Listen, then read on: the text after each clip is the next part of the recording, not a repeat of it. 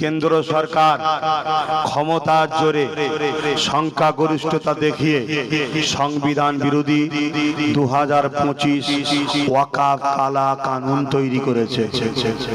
যে কানুন দ্বারা এরা মসজিদকে মিটাতে চাইছে, শুনছেন, যে কানুন দ্বারা এরা মাদ্রাসাকে মিটাতে চাইছে, যে কানুন দ্বারা এরা কবরের স্থান মিটিয়ে দিতে চাইছে। মুসলিমদের ধর্মীয় বিশ্বাস আমাদের কেউ মারা গেলে আমরা কবরস্থ করি, এরা চাইছে কবর দিলে হবে না, মানুষকে পোড়াতে হবে। আপনারা বলুন, আপনার মাকে কি আগামী দিন পোড়াবেন? আপনারা আপনাদের বাপকে আগামী দিন পোড়াতে চাইছেন আপনারা? কিন্তু কেন্দ্র সরকার সংখ্যাগরিষ্ঠতার জোর দেখিয়ে তারা আজকে আইন পাশ করে মুসলমানদের 29 লক্ষ বিঘে সম্পদকে দখল করে নেওয়ার একটা ষড়যন্ত্র চালাচ্ছে। এই যে ষড়যন্ত্র কেন্দ্র সরকার করছে, এটা নাই না অন্যায়? এই অন্যায়ের বিরুদ্ধে আল্লাহ রাসূলের হাদিস, অন্যায় দেখলে হাত দিয়ে রাখো, যদি হাতে ক্ষমতা না থাকে মুখ দিয়ে প্রতিবাদ করো, যদি মুখে প্রতিবাদ করার ক্ষমতা না থাকে অন্তর থেকে ঘৃণা করো। শুনছেন? তাহলে কেন্দ্র সরকার যে আইনটা করছে, এটা শুধু আমাদের ব্যক্তিগত ক্ষতি নয়, আমার ধর্মের ঐতিহ্য। 1400 বছরের কেরলের মসজিদ, 1300 বছরের গুজরাটের মসজিদ, 700 বছরের মালদার আদিনার মসজিদ, এইভাবে ভারতবর্ষ জুড়ে হাজার হাজার বছর যে মুসলমান আছে, এই মুসলমানদের ঐতিহ্যকে মিটিয়ে দেওয়ার জন্য, মুসলমানদের পেহচান মসজিদ, মাদ্রাসা, কবরস্থান, ঈদগাহ, খানকাকে মিটিয়ে দেওয়ার জন্য কেন্দ্র সরকার সংখ্যাগরিষ্ঠতার জোর দেখিয়ে যে ওয়াকাফ কালা কানুন তৈরি করেছে। একদিকে ইসলাম বিরোধী আইন, অপরদিকে সংবিধান বিরোধী আইন। রাসূলের হাদিস অনুযায়ী একজন ধর্ম প্রচারক হিসেবে মুসলিম সম্প্রদায়ের কাছে আমি জানতে চেয়েছিলাম, রাসূল বলছেন অন্যায় দেখলে হাত দিয়ে রাখো। কেন্দ্র সরকারের আইনটা যখন অন্যায়, এই অন্যায়ের বিরুদ্ধে আমাদেরকে হাত দিয়ে রুকা দরকার আছে না নাই? যদি হাতে ক্ষমতা না থাকে, রাসূল বলছে মুখ দিয়ে প্রতিবাদ করো। তাহলে কেন্দ্র সরকারের এই ওয়াকাফ কালা কানুনের বিরুদ্ধে মুখ দিয়ে প্রতিবাদ করা দরকার আছে না নাই? যদি মুখ দিয়ে প্রতিবাদ করতে নাও পারি, আল্লাহ রাসূল বললেন কমসে কম তুমি যদি দুর্বল হও, অন্তর থেকে ঘৃণা করো। তাহলে কেন্দ্র সরকারের এই কালা কানুনের বিরুদ্ধে কেউ যদি মুখ দিয়ে হাত দিয়ে প্রতিবাদ না করতে পারে, মুখ দিয়ে প্রতিবাদ না করতে পারে, কমসে কম অন্তর দিয়ে ঘৃণা করা দরকার আছে না নাই? কিন্তু অন্তর দিয়ে ঘৃণা করলো না, হাত দিয়ে রুখলো না, মুখ দিয়ে প্রতিবাদ করলো না। কোন মুসলমান যদি কেন্দ্র সরকারের ভোট দিয়ে তাকে সাপোর্ট করে, সে কি মসজিদ মাদ্রাসার দুশমন হবে না? হবে না? আওয়াজ দিয়ে বলুন।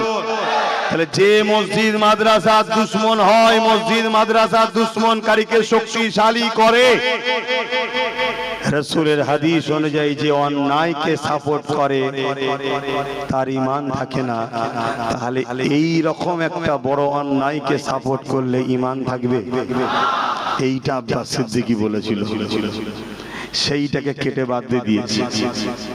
দিবার পরে একটা কথা বলেছি, কি যদি এমন কাউকে দেখেন কেন্দ্র সরকারের বিরোধী করব, আর সে যদি বলে বিরোধী করা যাবে না, বিরোধী করলে সব থেকে বড় দুশমন আমি হব, তাহলে সে কি মসজিদ মাদ্রাসার দুশমন নয়?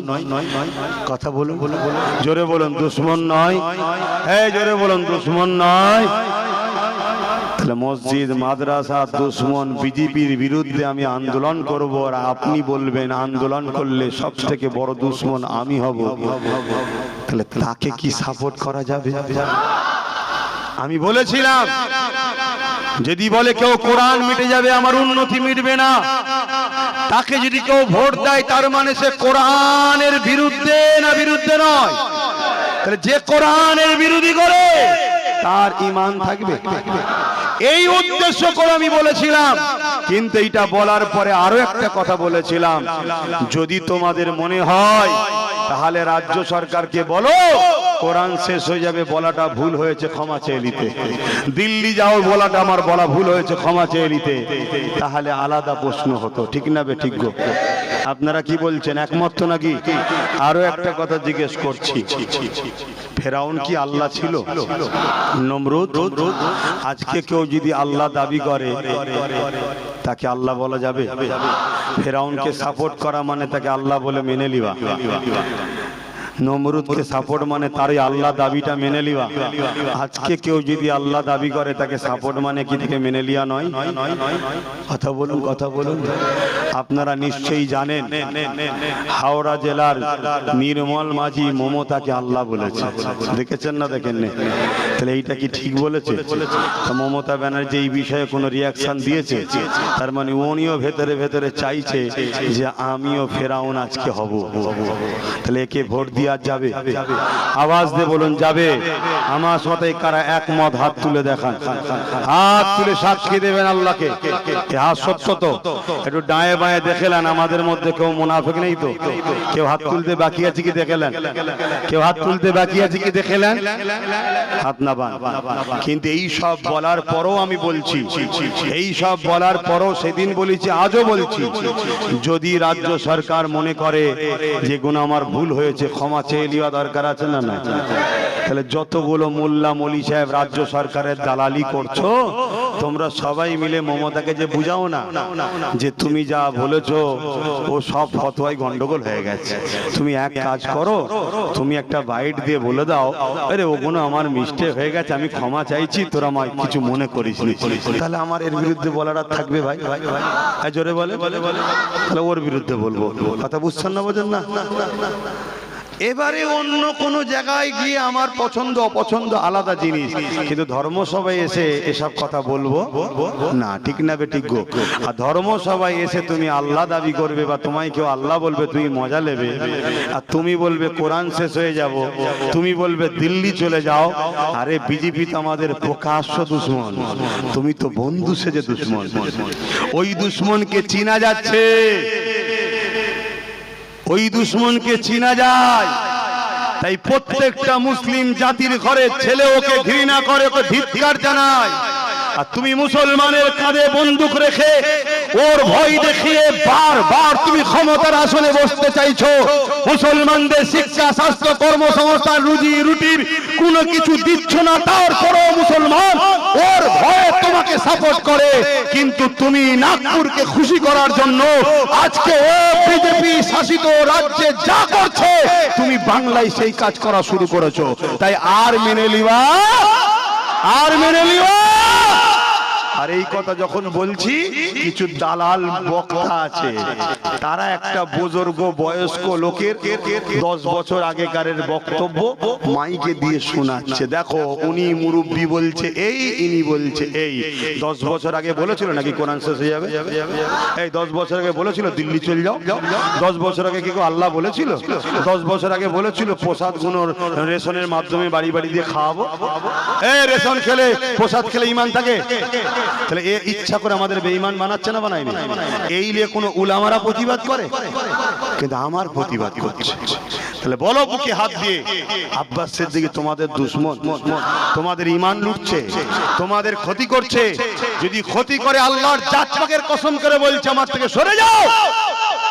আর যদি বলো যে না, তাহলে আব্বাস সিদ্দিকী যে লড়াই লড়ছে, তোমাদের উচিত জান মাল দিয়ে আমার পাশে দাঁড়িয়ে আমার কাঁধে কাঁধ মিলিয়ে এই লড়াইকে আরো শক্তিশালী করতে হবে, ঠিক না বেঠিক? তাহলে আগামী দিন আমি আপনাদেরকে 21শে অগ্রহায়ণ নলেজ শিবিরে ডাকছি, যাবেন তো নাকি? নাটের পয়সা খরচ করে যাবেন তো নাকি? কারা খুশি মনে যেতে ইচ্ছুক হাত তুলবেন, আমি জোর করছি না। যাবেন তো নাকি?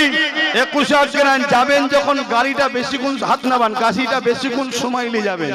সকাল 10টা থেকে একটু টাইম গাড়ি বেশি করে ভাড়া নেবেন, কেন আলোচনা করতে করতে হয়তো একটু সন্ধ্যাও হয়ে যায়। আপনারা তাড়াহুড়ো করলে হবে না, প্রোগ্রাম শেষ করে একসাথে আসতে হবে, তাই তো নাকি? যাবেন এর পাশাপাশি আরো একটা কথা বলছি, যদি আমাদের ইনসাফের জন্য, ইসলামের জন্য, ওয়াকাফের জন্য, গরিব এসব মানুষের এসআইয়ের নাম যাতে বাদ না যায়, এই সমস্ত বিষয় নিয়ে যদি একটা ব্রিকেটও করা হয়, খবর পেলে সেখানেও যাওয়া যাবে কি গো? যাওয়া যাবে তো নাকি? হাত তুলে বলছেন তো নাকি? না পিছন থেকে টানবে কেউ? টানলেই তো মুনাফিক চিনা যাবে, টানলেই মুনাফিক চিনা যাবে। তো যাক, আব্বাস সিদ্দিকী তাহলে যা কিছু বললো আল্লাহ ও রাসূলের জন্য বললো তো নাকি? এটা মনে রাখবেন। আসুন আমি আবার বলছি, উলামাদের মধ্যে দুটো জামাত আছে। আমার রাসূল বলেছে, একটা আল্লাহ ও রাসূলের পক্ষে, আরেকটা ইলম অর্জন করেছে, দুনিয়ার তাগুদি শক্তিদের অর্থ নিয়ে তাদের দালালি করছে। আলহামদুলিল্লাহ, প্রচুর মানুষ চিনতে ভুল করেছিল, সাথ দিয়েছিল, তারা পরিবর্তন হচ্ছে। আল্লাহ তাদেরকে কামিয়াবি দিক, বলুন আল্লাহুম্মা আমিন। কিন্তু অনেক মানুষ এত কিছু ঘরার পরও এখনো তারা দালালি করছে। জানতে হবে, হতভাগা আকবর মুনাফিক উলামাদের দিয়েই কিন্তু দ্বীনে ইলাহি লিখেছিল, জানেন তো নাকি? এই বিষয়ে জানা আছে?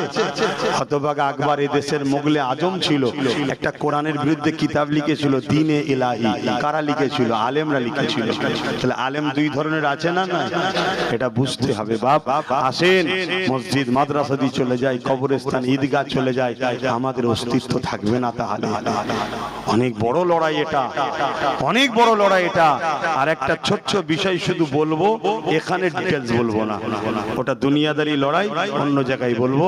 সেটা হলো, আপনাদেরকে বলছি, আমাদের জন্য আরো মারাত্মক একটা ক্ষতি হচ্ছে। সেটা হলো নতুন ওবিসি সংরক্ষণ। কি কি কি ওবিসি বোঝেন? ওবিসি কি?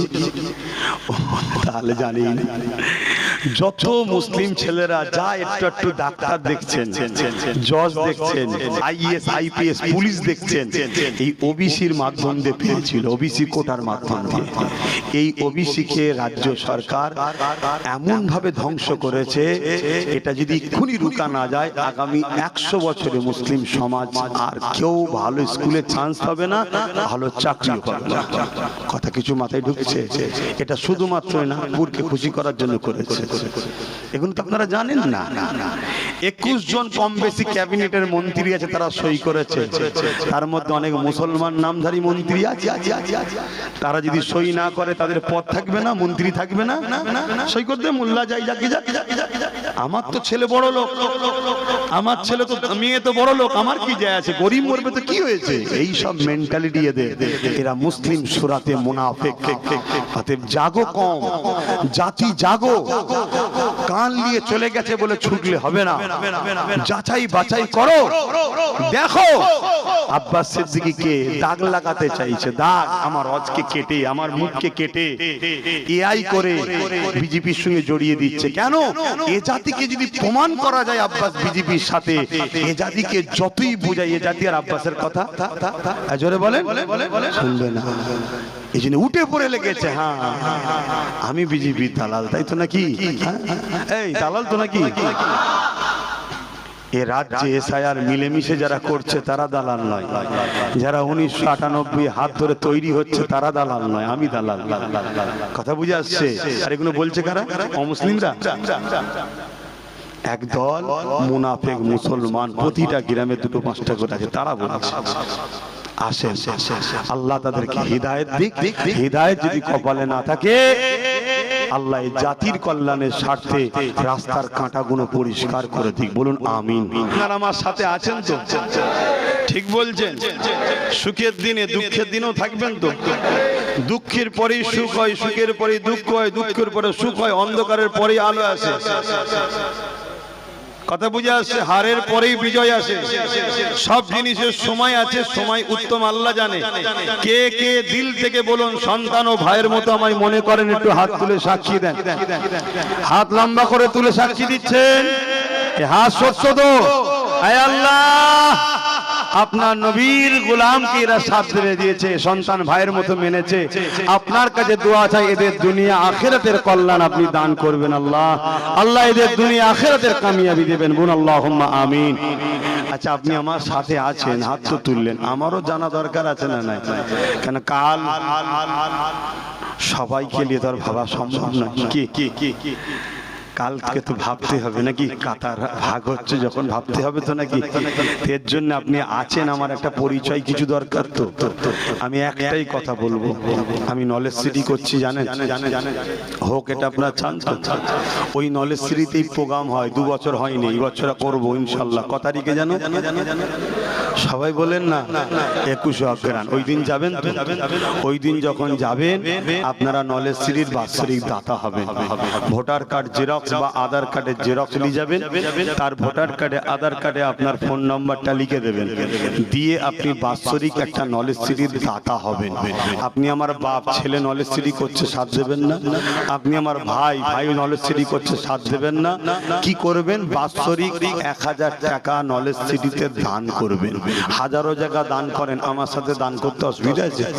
তাহলে কি হবে? আমি আপনার ওই ভোটার কার্ড বা আধার কার্ডটা দেখে একটা বই ফিলআপ তৈরি করব, করে আপনার বাড়িতে আমার লোক মারফত পৌঁছে দেবো। ওটা হলো আপনার পরিমাণ যে আপনি আমার সাথে আছেন। কথা কিছু বুঝে আসছে না? না, আগামী দিন আপনার বাচ্চাদের পড়াবেন কোথায়? অলরেডি আমার স্কুল চালু হয়েছে, আমার স্কুল চলছে, এই বছরে ভর্তি হচ্ছে। 9 নভেম্বর মনে হচ্ছে, 9 নভেম্বর অ্যাডমিশন টেস্টের দিন। আপনারাও যদি বাচ্চাদেরকে ভর্তি করতে চান, ওই দিন ডাইরেক্টলি চলে যাবেন, ফর্ম নেবেন, ফিল আপ করবেন, টেস্ট পরীক্ষায় বসিয়ে দেবেন। 4 থেকে 8 এক বছর একটা ক্লাস বাড়ছে। আমি চাই আমাদের বাচ্চারা ডাক্তার হোক, উকিল হোক, জজ হোক, ডিএম হোক, বিডি হোক, আইএস আইপিএস অফিসার হোক।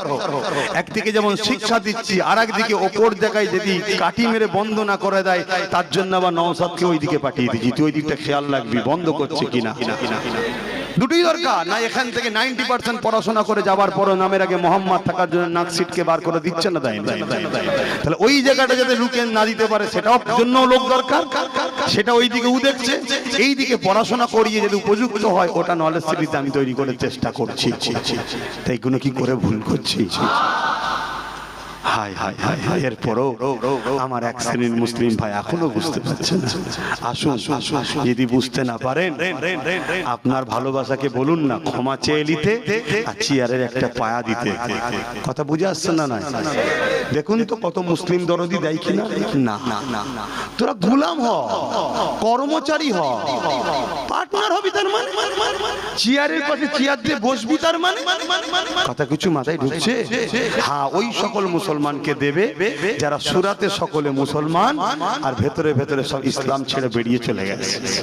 তাদেরকে এই স্পেনের মতো সব হয়ে বসে আছে। তো যাক, তাহলে মনে থাকবে 21 অগ্রহায়ণ যাবেন, ভোটার কার্ড বা আধার কার্ডে ফোন নাম্বার দেবেন, 1000 কোটি টাকা দিয়ে ওইটা জড়িয়ে গার্ডার দিয়ে ডাইরেক্ট যেখানে দিতে বলবো সেখানে বা আমার হাতে দেবেন। ওটাকে পরবর্তীতে খুলে আপনার একটা বই তৈরি করব, তাতে 2025 সালে আপনি দাতা হলেন, দিলেন। আবার 2026 সালে ওই বইটা 1000 টাকা, বছরে 1000 করে দিতে আপনারা গরিব হয়ে যাবেন? ঠিক করে বলুন, গরিব হয়ে যাবেন? আপনার ছেলেদের পিছনে খরচ হয় না? হয় না? এক একটা বিল্ডিং তৈরি করতে আজকের বাজারে বলুন, পাইলিং করে তৈরি করতে কমসে কম 3200-2800 টাকা করে স্কয়ার ফুট। তাহলে এক একটা স্কুল তৈরি হচ্ছে, কোনটা 3 তলা, কোনটা 4 তলা, প্রত্যেকটা ভবিষ্যতে আরো বাড়বে। তো যাই হোক, আজকে যদি 4 তলা গড়েই ধরি, যত কমই হোক এক একটা তালাতে 5000, 6000, একটা ইংলিশ মিডিয়াম স্কুল তৈরি হচ্ছে 11000। তাহলে এইভাবে বলুন, 1 স্কয়ার ফুট যদি গড়ে আমি 2500 টাকা ধরছি, তাহলে কত টাকা ভাবুন তো? এক একটা বিল্ডিং 4 কোটি, 5 কোটি, 7 কোটি টাকা করে খরচ। আমার একা সম্ভব নয়, অনেক মানুষ দিচ্ছে তাই হচ্ছে। বাকি যারা আছে তাদেরও জড়ানো দরকার আছে না? নাই? বাস।